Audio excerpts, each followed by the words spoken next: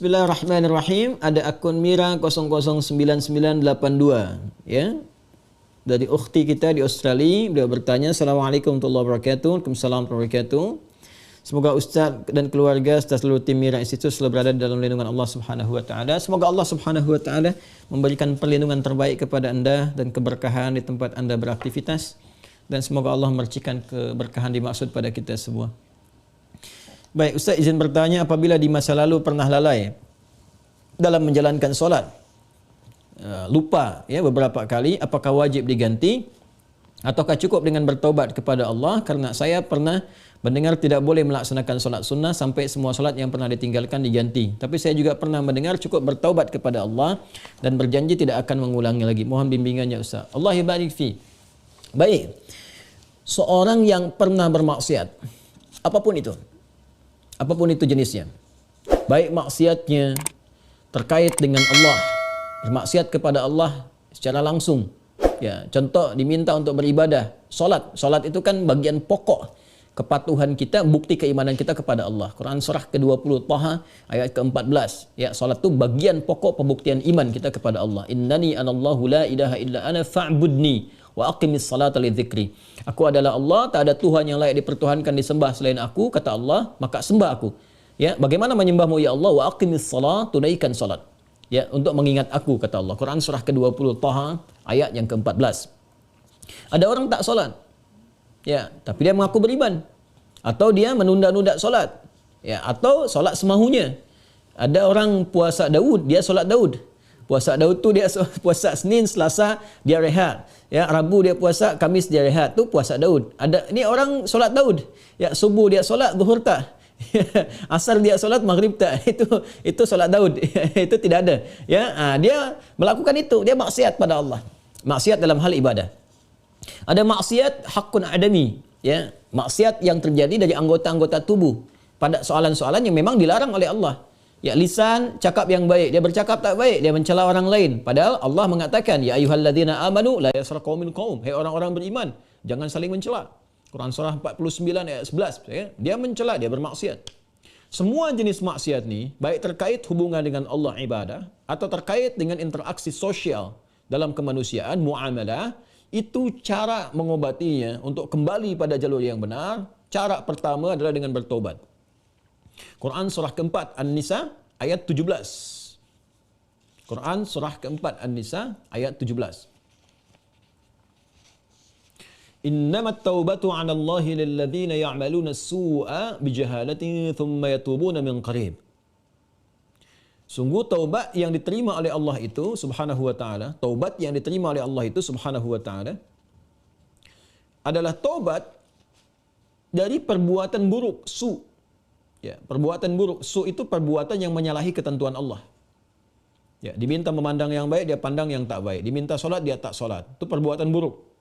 Dan sumbernya dari nafsu yang digoda oleh setan. Jadi perbuatan su itu sumbernya dari nafsu yang diprovokasi oleh setan, digoda oleh setan, dikuasai oleh setan. Itu ada di Quran surah ke-12 Yusuf ayat 53. Wa ma ubarri'un nafsi innan nafsa la'ammaratun bis-su illa ma rahima rabbi. Kita tak mampu menganggap diri kita suci karena ada nafsu yang masih diprovokasi, digoda oleh setan. Orang yang mengikuti godaan-godaan setan itu, was-was setan itu, maka nanti jiwanya akan mengikuti perintah setan, mengajak pada keburukan. Itu yang disebut dengan ammarah bisu namanya.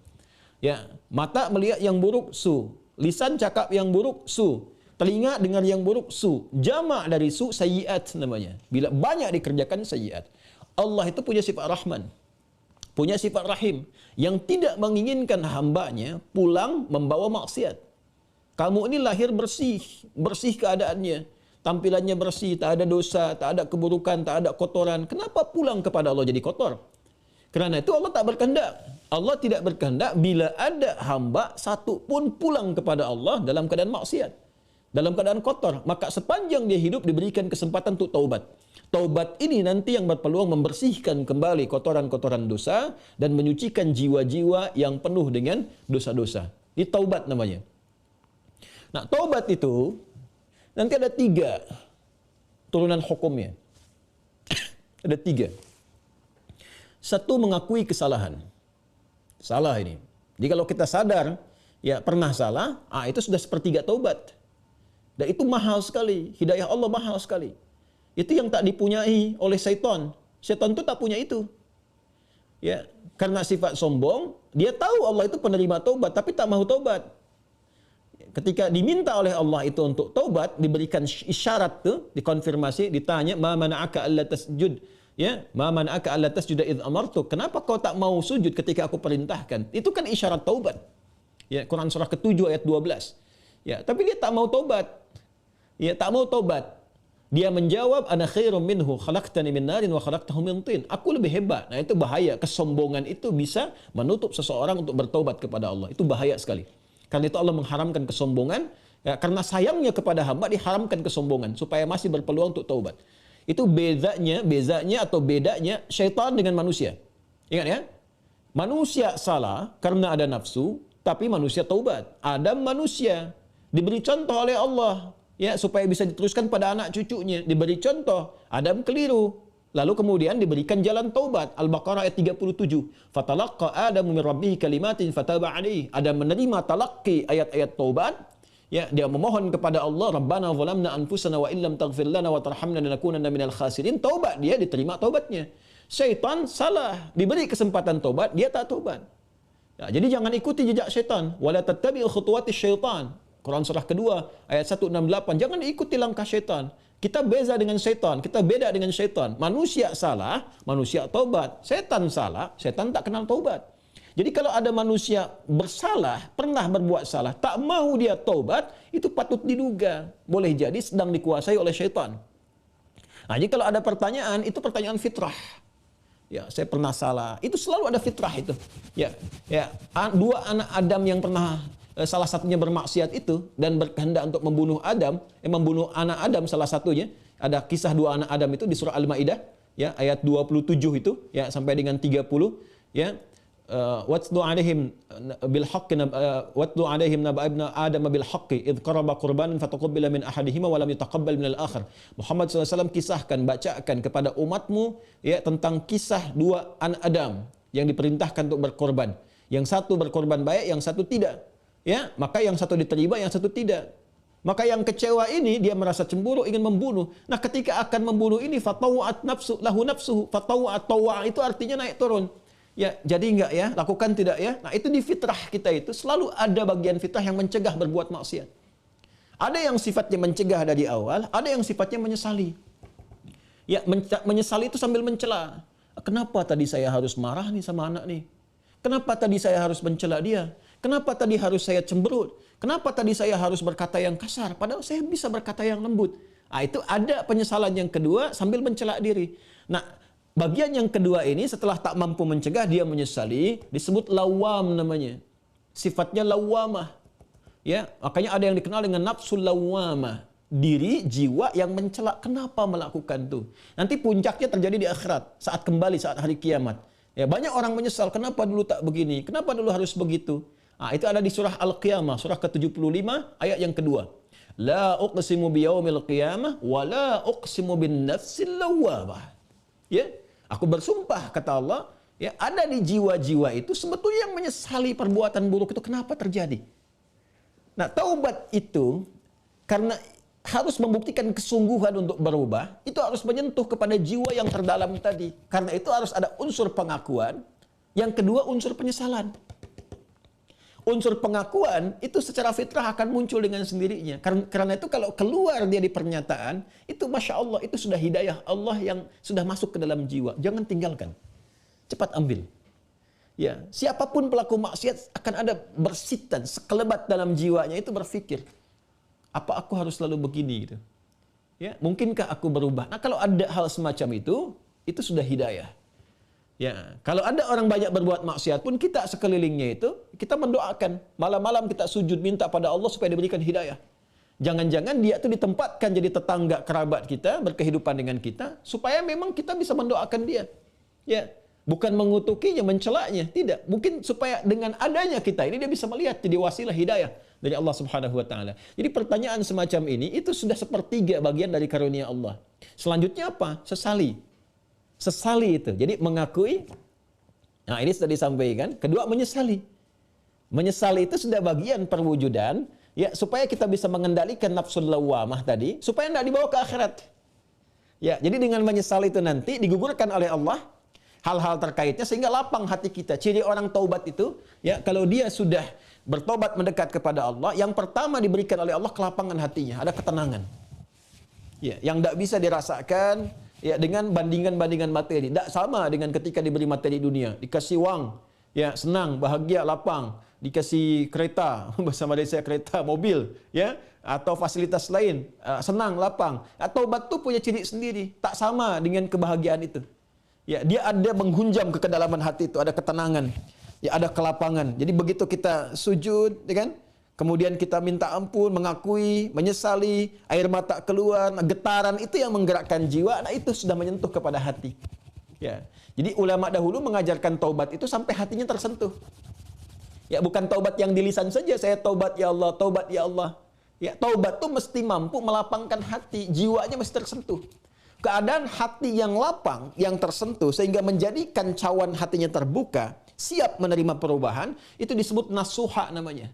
Nasuha. Ya, karena itu pernah dengar nasihat. Saya mau minta nasihat dari Ustadz. Nasihat. Nasihat itu dari kata nasoha. Sesuatu yang melapangkan. Karena kalau kita dengar nasihat, hati kita lebih lapang. Anda punya masalah, konsultasi, diberikan jawaban, hati lapang. Itu nasihat namanya. Ya, seakar dengan kata nasoha. Nasoha yansohu. Sifat keadaannya disebut nasuha. Karena itu kita mendengar ada ungkapan, istilah bahkan diambil dari ayat-ayat yang sampai kepada kita, taubat nasuha. Ya kan? Taubat apa?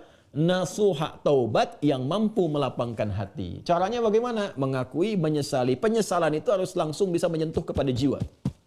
Ya, karena itu ada ulama mengajarkan istighfar sekian kali supaya jiwanya tersentuh, bangun di malam hari, ya kan?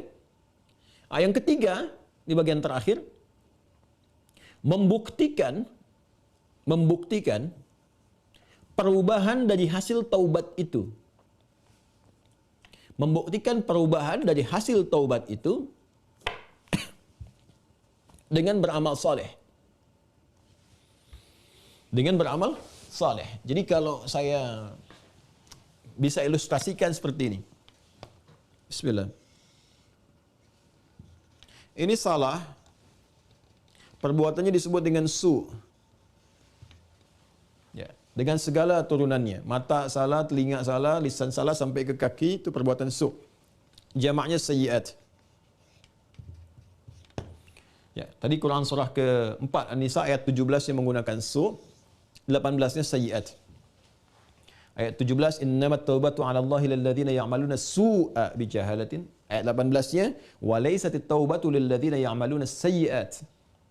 Ya, dan seterusnya ayat. Ini yang jelek, saya silang. Lawan dari ini namanya salih. Jamaknya salihat.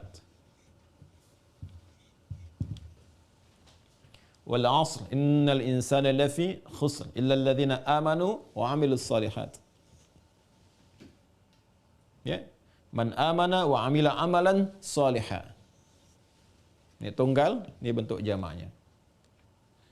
Taubat adalah jembatan yang mengalihkan perbuatan buruk ini kepada amal saleh ke sini. Tadi diawali dengan mengakui, ya Allah, salah nih. Nah, biasanya Allah bantu dengan hidayah, ada pengakuan itu. Ya, ada pengakuan dalam diri kita, mengakui kita berdosa, mengakui kita keliru, kan? Diberi jalan oleh Allah, diberikan sentuhan. Nah, ini anugerah yang pertama nih. Karena itu kalau ada diberikan ini, tadi saya katakan itu sepertiga dari anugerah. Sambut dengan penyesalan, menyesali. Menyesal ini tak hanya mengatakan, kita cakap, kita katakan saya menyesal ya Allah, tak. Sampai merasakan di hati itu kelapangan. Itu disebut nasuha. Taubat nasuha, taubat yang melapangkan kepada jiwa, kepada hati. Ya, sampai merasa tenang, enak, kan? Mampu membezakan antara ini keliru, ini benar, kan? Kita menyesal, air mata keluar. Makanya Nabi pernah menyampaikan dalam kondisi seseorang itu, Masya Allah, kan? Dia dalam keadaan sunyi sendiri, lalu menetes air matanya karena merasa berdosa, ya. Menyesal dia, menetes air mata dalam kesendirian karena merasakan penyesalan dari dosa. Seketika Allah turunkan ampunan untuknya. Ya, itu banyak riwayat-riwayat yang sahih. Yang ketiga, membuktikan keberhasilan dari taubat ini dengan merubah ini yang yang sayyiat jadi salih, salihat. Mengganti perbuatan buruk yang salah itu dengan amal yang saleh. Apa kaitan dengan pertanyaan tadi dari saudari kita yang dari Australia tadi? Ya, kaitannya adalah ini bentuknya seperti apa? Apakah harus sama dengan jenis kesalahan yang dilakukan atau berbeda? Yang penting amal soleh saja. Karena ayat-ayat Quran yang mengiringi ini sifatnya memberikan kata umum. Ya, faman taba wa aslaha. Siapa yang tobat wa aslaha. Kemudian dia memperbaiki diri. Aslaha itu kan berubah menjadi soleh. Aslaha yuslihu. Aslaha. Itu banyak ayat di Al-Quran tuh. Mentaba wa aslaha. Taba wa aslaha. Dia tobat lalu dia buktikan ingin berubah jadi soleh. Memperbaiki diri. Ya, karena katanya masih umum sifatnya, karena itu terbuka untuk bisa mengerjakan berbagai hal. Yang penting ada pembuktian. Jadi yang dituntut dari taubat itu sifatnya pembuktian saya berubah. Ya, pembuktian saya berubah. Itu intinya. Ya kan? Jadi ketika sampai di level kedua ini pun ampunan turun. Tapi untuk membuktikan bahwa kita sudah meraih ampunan itu, kita buktikan dengan merubah diri. Berubah dari sini, bertransformasi, berpindah ke sini. Bagaimana caranya? Buktikan. Disinilah kemudian para ulama membimbing kita. Ya, ada pendapat misalnya yang mengatakan kalau jenis yang ditinggalkan perbuatan sayyiatnya atau maksiatnya ya terkait dengan ibadah kepada Allah, pernah meninggalkan salat, kan? Maka bagaimana cara memperbaikinya? Ganti, perbaiki salat ini. Ya. Dari yang pernah kemudian ditinggalkan, maka ada yang berpendapat dengan qadha salat ketika ingat dikiaskan. Ya, maka di waktu-waktu tertentu, ya, saat yang bersamaan, misal setelah salat zuhur ditunaikan, zuhur selesai ditunaikan, ya, maka yang lain ada salat sunnah, dia mencoba untuk mengganti dahulu yang terdahulu, yang pernah dia rasakan tertinggal, dia niatkan untuk mengganti. Ya, ini di mazhab Syafi'i sangat populer. Ya, maka dia salat kemudian untuk dia niatkan mengganti yang terdahulu. Begitu masuk kemudian waktu maghrib, ba'da maghrib orang sholat sunnah, dia mencoba mengganti yang terdahulu lagi. Ini satu pendapat di antara sekian ragam. Ya.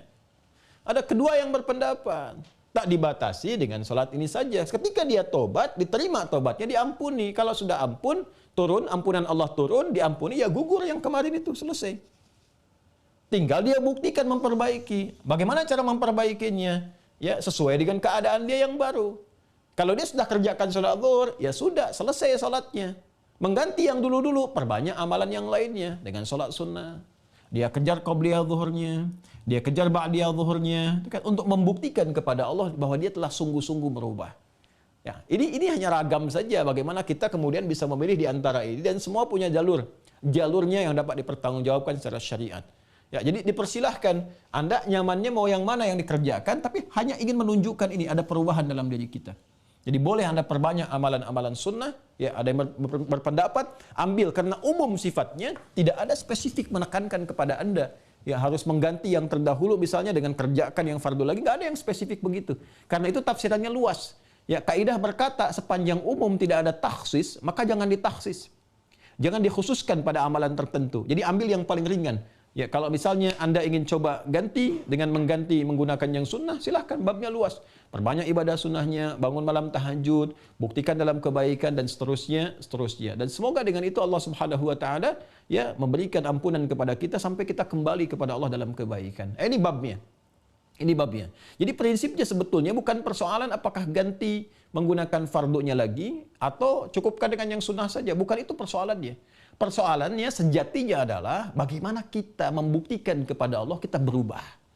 Dan babnya luas. Ya. Jadi kalau Anda kemudian ingin memperbanyak yang sunnah, silahkan.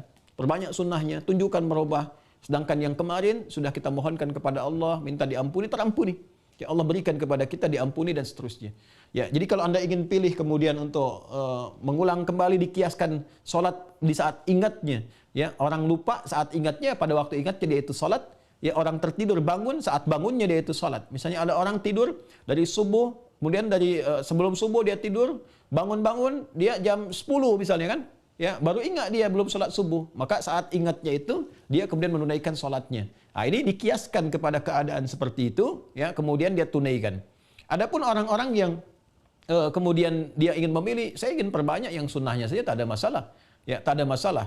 Ya, jadi silahkan perbanyak sholat sunnahnya, dan tidak ada satupun dalil yang spesifik mengatakan dilarang menunaikan sholat sunnah sebelum yang fardunya tercukupi dahulu. Kita pun tak tahu berapa fardu yang sudah tertinggal. Bagaimana mencukupinya? Ya, jadi nggak ada dalil spesifik seperti itu. Yang ada adalah terbuka luas untuk kita beramal, membuktikan kesungguhan kita telah berubah. Wallahu ta'ala a'lam bis-shawab, dan semoga Allah menerima taubat yang kita mohonkan kepada Allah, dan tidak ada semua kita yang bebas dari kesalahan. Saya, Anda, kita pun pasti pernah berbuat salah. Dan Allah sangat mencintai pelaku maksiat yang bertobat dibandingkan dengan seorang yang saleh yang tidak pernah merasa salah dalam kehidupannya. Wallahu ta'ala a'lam bis-shawab.